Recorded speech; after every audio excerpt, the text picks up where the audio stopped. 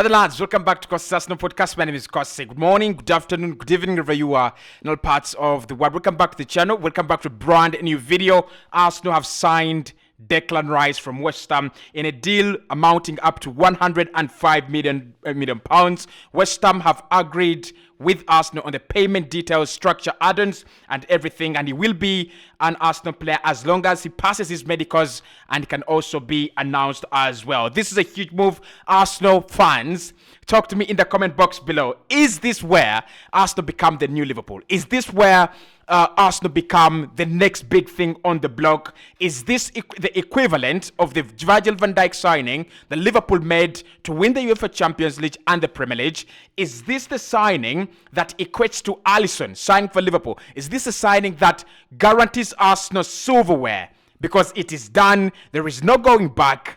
A deal has been agreed and Rice is a Ghana. We're going to be diving into much of the information coming out right now. Big shout out to Fabrizio Romano, big shout out to Jacob Steinbach, and big shout out to Charles Watts as well. But of course, David Ornstein for breaking the story and keeping us updated on this one. Fabrizio Romano confirming that the deal will be done today, and indeed, today it has been done. How are we feeling in the comment box below? There is a lot of reactions going on in my head, in my heart, but I want to stay as cool as possible. I've done a video comparing Declan Rice to Thomas Partey and what he brings to Arsenal and what aspects he is better than Thomas Partey. So watch that video. It will give you a little glimpse of the new midfield that Arsenal are building. Now, according to The Guardian, Jacob Steinbach has just confirmed that Arsenal have finalized an agreement in principle with Westham to sign Declan Rice for 105 million pounds after Manchester City pulled out of the race for the midfielder. Arsenal made a third bid of 100 million pounds plus 5 in add-ons on Tuesday night, and only minor issues relating to the structure of the deal remain to be completed before Wednesday. They're also saying that City had a 90 million bid rejected earlier on Tuesday and did not want to go as high as Arsenal. Pep Guardiola had identified Rice as a replacement for Ilkay Gundogan after the German internationals moved to Barcelona on a free. Insiders at West Ham had expected Manchester City to submit an improved offer on Wednesday morning, but that didn't happen. West Ham have been holding out for at least 100 million and have used City's interest to drive the price up for their captain. That is according to Jacob Steinbach, writing with The Guardian, and pretty much from Fabrizio Romano and David Ornstein, that is the same information. The truth is that Jacob Steinbach is seconds ahead of Fabrizio Romano and seconds ahead of David Ornstein as well. So 105 million. Let's start there. Arsenal have signed a player that is the most expensive English player in the Premier League. The most expensive English player in history is Jude Bellingham. 115 million. The most expensive English player to play in the Premier League ever signed by a Premier League player has been Jack Grealish at Manchester City. That record has been smashed today. Arsenal have paid 105 million pounds for Declan Rice. So is it worth it? I think that is going to be a question that will be answered by trophies. For me, when you sign a 105 million, when you sign a player, between 80 to 100 million, that is a statement that you want to go for the title. That is the statement that you want to win the UEFA Champions League. And it means that Arsenal have now just rid themselves of all the mediocrity that we've been associated with for the past 3 decades. I think Arsenal were last seen as a serious club in 2003, 2004, and probably until 2006 when we went up to the finals of the UEFA Champions League. Ever since then, the way we've done our business, the way we've gone about our business in the transfers and hiring of people at the football club has been absolutely mediocre. But now we've just rid ourselves of the mediocrity. This is a statement signing, and the Rice signing for me does not bring out what a 105 million player is. If we had signed a player like I'm gonna say this, and this is very hypothetical, Robert Lewandowski in his prime, or Karim Benzema in his prime, that would be what that would be what you call a statement name. But the 100 million and the fact that it is the highest, highest transfer fee for an English player, that there is the statement. So, congratulations to Arsenal, Edu and Mikel Arteta, for getting this one over the line. Congratulations to Arsenal fans, because we're going to be watching a big club next season. And I think this really changes the context in which rivals look at Arsenal. It also changes the context in which fans look at Arsenal as well. I think when I switch on my TV next season, it's going to be to watch a team that has written a statement in the summer that they will be competing this season. And just to propel Mikel Arteta to, go for another Premier League title race, this is good work by Edu. This is good work by the Cronkies. Because when you chase Manchester City for 248 days and you eventually fall off due to quality, lack of experience, lack of pedigree, and lack of squad depth, and you address the same issues that actually led you in that position, you're writing a statement. Now, these are some of the questions I've written here, and let's try to dive into them. One, are we the new Liverpool? In my opinion, yes. I think we are the new Liverpool. Now, I think Liverpool will stay there, right? It's going to be a crazy season. It's going to be a season where Arsenal have to beat Newcastle, Liverpool, Chelsea, Man United, and Manchester City. Those are 5 big spenders in the market. Like, those are 5 powerhouses that have got the ability to sign a 100 million player each if they wanted. It's also a season where we'll have to beat Aston Villa, Brighton, and Brentford, and Fulham. Those are 4 clubs that are really well run.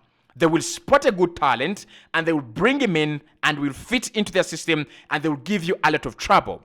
So, you look at the competitiveness of next season and how we are preparing for it, it just envisions Liverpool. Because Liverpool, live alone this Liverpool that we have now, signing McAllister and then going silent, the Liverpool we knew that pushed Manchester City for almost 6 years was a Liverpool side that could sign players on the opening day of the transfer window, sign 3 players within the first month of the transfer window, and make sure that they have a very concentrated and peaceful preseason. By the time they start the season, the new players have blended into the system, and you can't differentiate between the old players and the new players. I think that is what Arsenal have done for the last 2 seasons, for the last 2 transfer windows, and we have done it pretty well, right? So for me, we are the new Liverpool because, one, we have managed to push Manchester City. Maybe we fell off. We did fall off, but we've managed to push Manchester City for the title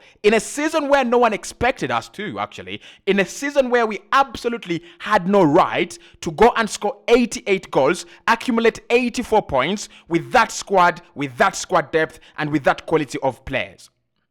The fact that we've massively upgraded, I think it's how many? 1 month later, after the end of the season, we've upgraded our squad to Kai Havertz, goal-scoring midfielder, Declan Rice, one of the best interceptors in the game, and Julian Timber, one of the young talents that you can trust at right back / centre back.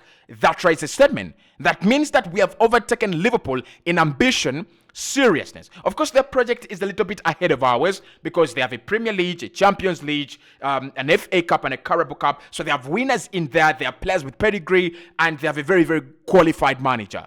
But I think in terms of, who is going to push Manchester City toe-to-toe, with Manchester City losing Ilkay Gundogan, losing Bernardo Silva, Riyad Mahrez, and a couple of other players, it is going to be Arsenal. The second question, are we going for titles? There is no other motive. There is no other, there is no other way Arsenal are going to compete unless it's for titles. Like, what will we compete for? To stay in midfield? When you sign players, when you have a squad that is clocking $1 billion, because our squad must be clocking $1 billion. If you have spent over $1 billion in the last 10 years, you must be looking at trophies. You look at the clubs that have been, that have had a rebuild during the same time that we have had our rebuild. Napoli are champions. Inter, AC Milan are champions, and Inter as well are champion as well. Okay, so for me, there is nothing else to compete for. Top four, we are above that. Like Salah said to Liverpool fans, top four should come as the bare minimum. Okay, so for me, Arsenal, we are now going titles, and we should be going titles. Starting next season, we should lift a trophy. Like every single season, Mikel Arteta must lift his trophy. And I'm not saying this because he deserves the pressure. I'm saying this because the ball is in his own hands. He's having one of the youngest squads, players that he can mold into anything, players that he can mold into winners, players that he can tell run for 180 minutes and they will do it. Players that he can tell now pass that ball and hold possession for 90 minutes and they will do it. And we are talking about players that are not only available but capable. Odegaard is capable, Rice is capable, Havertz is capable, Romeo Lavia, if he signs, will be capable, Saliba is capable, Timber, if he signs, will be capable, Ramsdale is capable, and many of these players that we have in our squad are absolute talents. They're really technically gifted, they're real talents. So for me, if I compared Inter Milan and Arsenal right now, player per player, I think they have a few, good ones in there that still have that quality above our players. Onana over Ramsdale. I think Dimarco is also someone I would take over Alexander Zinchenko because of his all-round game. Barella I would take as well in the position. But if you compared the Inter Milan team that made it to the finals against Manchester City and this Arsenal team, apart from the experience, the quality is there. You can say these two teams are really, really quality, right? You compare the AC Milan team that won this the title last campaign but won, and Arsenal right now, we are the better team. You compare us to Napoli, and the Napoli side that won the trophy last season, and us now, I can't say we are we are the better team. They have a few good players still. I would take Osimhen, Politano. I love Politano really. I would take Zelinski. I would take Kvaratskhelia. I would take as well Zombongisa. I would take. But I think we have arrived at a stage where there is no turning back. If it is going to be light, let it be light. If it's going to be darkness, we have already signed up, let it be darkness. The next question is Rice our Van Dijk and Alisson signing? I think he is. Like, you remember that period when Man United won so many trophies? They bought Van Persie, they bought Carrick, they bought Berbatov. I think that is what Arsenal are entering now. Virgil van Dijk signing for Liverpool changed the way we looked at Liverpool, changed the way Liverpool played, and changed the ambition of Liverpool. Because when you have such a player, you're not thinking, oh, what if we push Manchester City and we finish second or third? You want to look, for a way to become favorites, right? And for me, that is what Declan Rice brings. It's a new chapter where Arsenal can no longer look at themselves as mediocres or not good enough for anything.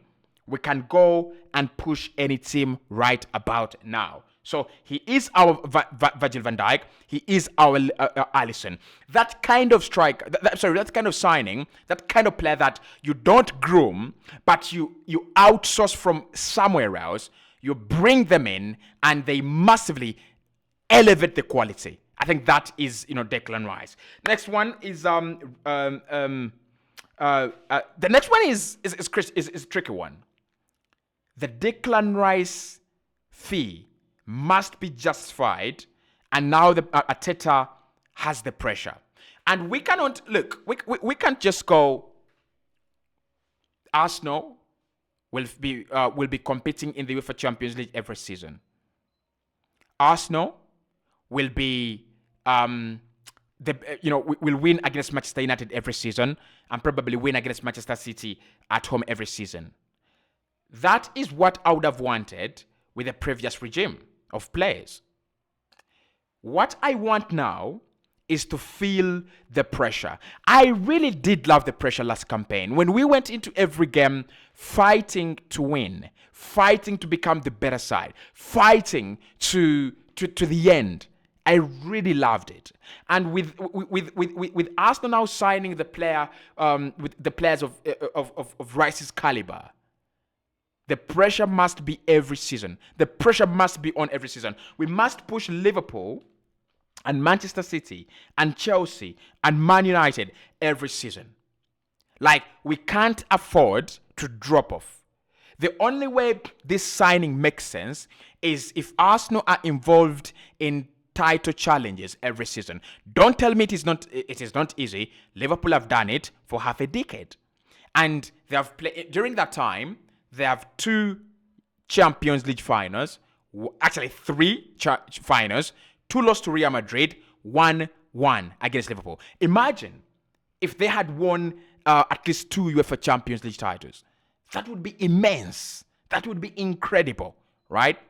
They have finished second on 2 occasions and first on 1 occasion. So literally we can say that Liverpool have played 6 major finals, right? I'm counting the times they've finished runners-up as to Manchester City as finals, right?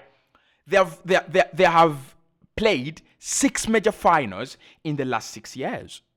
What more do you ask for from a manager like that? And he's won for you like 4 trophies. All you've got to do is back him. So for me, the pressure is on Mikel Arteta now. Whatever he does, you do not win, bro. It's going to be difficult to keep you there. It's going to be difficult to keep your job. I think the excuses for Mikel Arteta are out. Arsenal have agreed a deal to sign Declan Rice for 105 million. It is he becomes the highest paid for player as an English player by an English club, and also he becomes the second most expensive player to be signed by a Premier League side. Arsenal have obliterated their own transfer record for Nicola Pepe this summer. Interesting stuff. See you right in the next one.